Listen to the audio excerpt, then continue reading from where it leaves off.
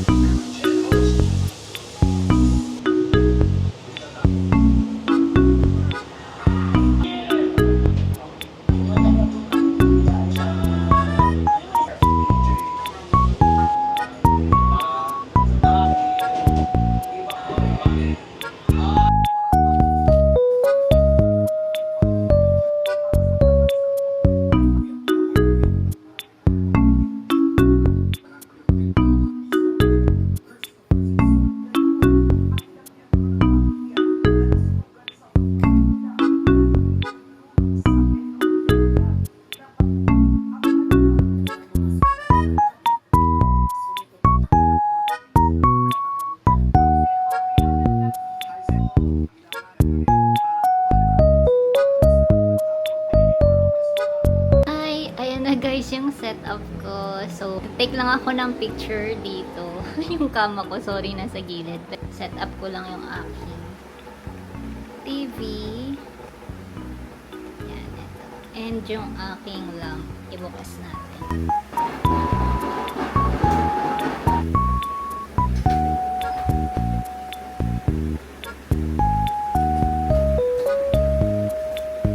Hi guys! So I'm back and nakabihis na ako as you can see. Tapos yung setup ko, binalik ko na sa dating pwesto niya. Ayan na ulit yung kama ko and then yung TV. So kanina nagpicture lang ako bago ko ibalik sa pwesto yung mga gamit na yan. And then after ko magpicture, kumain na ako tsaka ako niligpit yung mga gamit. Pakita ko na yung mga picture ko. Ayan. Ayan, ayan. So ngayon, naghihintay lang ako ng oras kasi pupunta ako ng Ayala para manood ng fireworks display later. See you later na lang. Di ko na dadalhin tong camera. Yung phone na lang gagamitin ko. So, bye! See you later!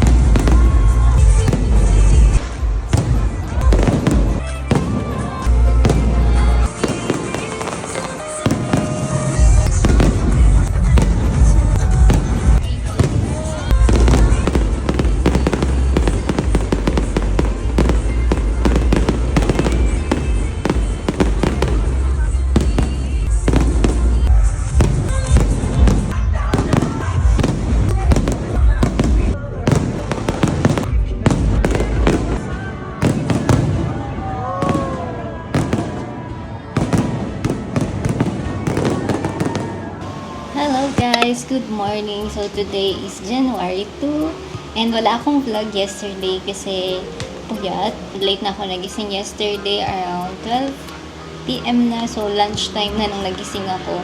And hindi maganda yung pakiramdam ko kasi kaya pala magkakaroon pala ako ng mens kahapon. So, aside sa masakit yung ulo ko na para akong lalagnatin, sumakit din yung puson ko. And as you can see, maga yung mata ko. Yan yung sign pag meron ako. I hope guys na maganda ang pasok ng 2025 sa inyo at sana iniwan nyo na lahat ng baggage nyo sa 2024. Let's start our 2025 fresh, hopeful, courageous, at motivated na i-start yung mga goals natin step by step, kahit small steps pa yan. Sana motivated lahat ngayong 2025 at sana happier at healthier ang ating 2025. So yun, i-manifest natin yan and let's go work na tayo. See you na lang later. Bye!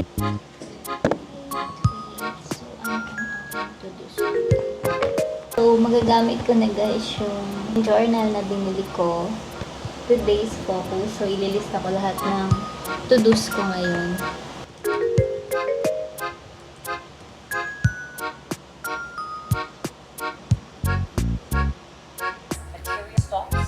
So, lunchtime na and nag-init lang ako ng leftover from yesterday. And para meron naman akong gulay, gluto ako ngayon para may additional gulay naman sa kakainin ko ngayong lunch. 3 p.m. na. Sabi ko nga wala akong client so nagtatapos lang ako ng mga trainings namin. Tapos ko na din yung mga to-do list ko. Ayan.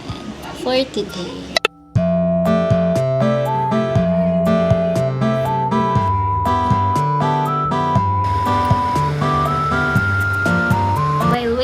Sa niluluto ko, nagpe-pedicure ako ngayon.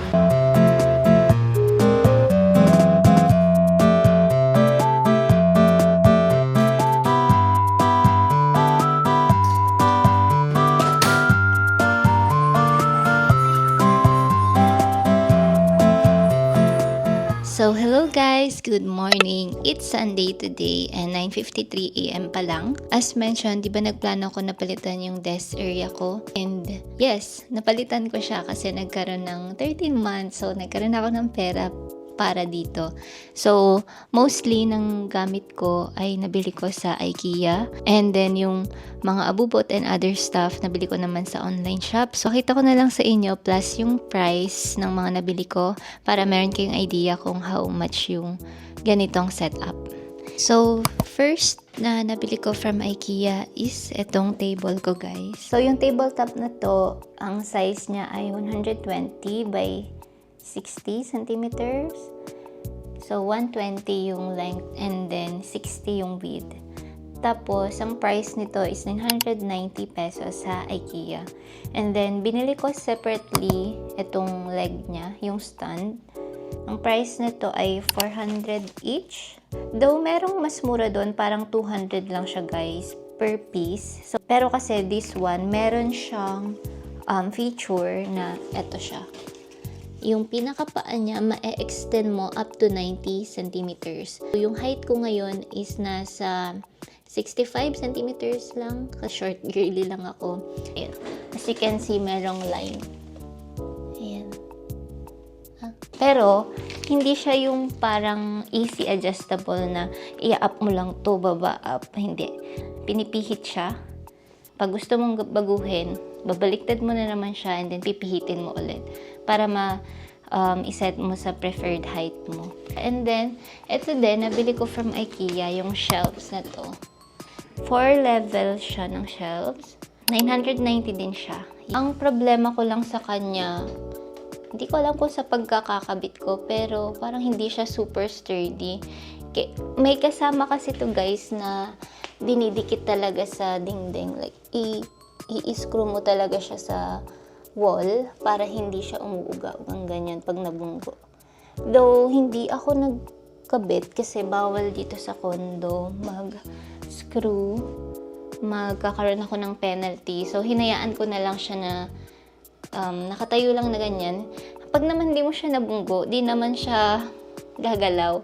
Pero pag nabunggo mo siyang ganyan, hindi naman siya, hindi naman siya sobrang matitibag. Like, ganon. Kaya, goodbye pa din siya for me.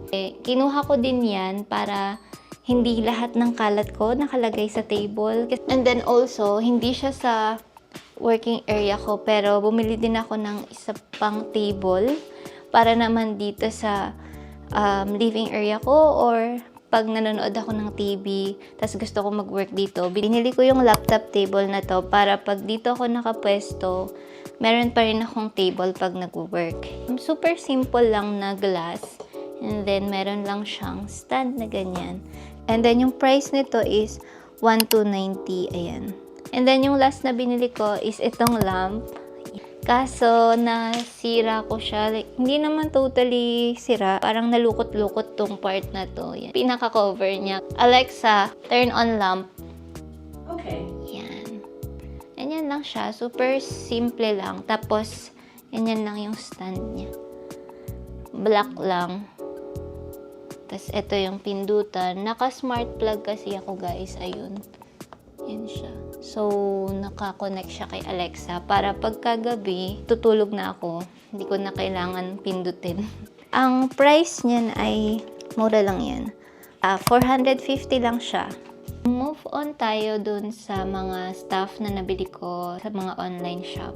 So, first is ito, yung frame ko with abstract lang na canvas. Yung frame ko, nabili ko lang yan sa IKEA.